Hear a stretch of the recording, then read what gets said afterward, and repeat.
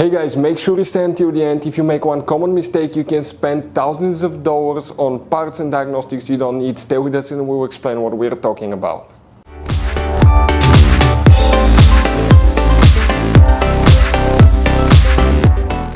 Hey guys, welcome back to Auto Repair guys. Thank you guys for watching and subscribing to the channel. Today will be super helpful video to any of you guys having a Toyota Sienna, this generation right here from year 2011 to year 2020. If you guys have one of those, if you need to find the fuse for the dynamic radar cruise control, stay with us. We'll explain which two fuses you need to check, where you can buy cheap parts, tools, fuses, relays at a good price, quick shipping, that way you do not waste your money and time, and why it's important to test fuses and relays. All that guys will be covered absolutely free for your convenience. Make sure you stay until the end. So before we start, let us tell you a little bit about us guys. Every single car we get here at the garage, we try to make at least 200 to 300 free repair videos. We take things completely apart, we show you guys how to do electrical, mechanical, bodywork, a little bit of everything guys. If you have one of those vehicles that we're making videos on, subscribe. We'll put quite a few videos that can save you thousands of dollars in future repairs. Altogether guys, on our channels we have more than 12,000 free repair videos that can save you thousands of dollars. Now, also if you need to buy any parts, tools at a good price, quick shipping, that way guys you do not waste your money and time, we'll share in our videos where you can buy parts, tools, fuses, relays, because some fuses guys and relays are specific, especially for that Toyota Sienna. You have those special fuses right here. You also have that special integration relay right here, and the other relays, we'll put a link in the description of the video below where you can get them at a good price, quick shipping guys, because sometimes they could be also really hard to find. So let's go ahead and start on it now.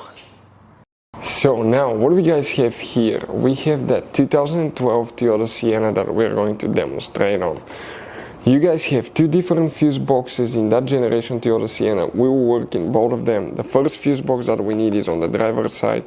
Open the door, look under the dash, above the pedals on the left side, all the way upside down. If you look there, you will find one white cover that looks like this one. Go ahead, remove that cover, and behind it you will find interior fuse box that looks like this one. This is the layout. Before we guys continue, let's explain quickly why it's always a good idea to test fuses and relays. So it is super important guys to always test fuses and relays, and something else as well, common mistakes people make. Sometimes you may think that a fuse is good, or you cannot actually see if the fuse is clearly burned, and in that case guys you may put the fuse back together and you may end up spending money and time on parts you don't need, and all we had to do is just test the fuse. So we'll put a link in the description of the video below how to test the fuse. It takes only a few seconds to find out for sure if it's good or bad.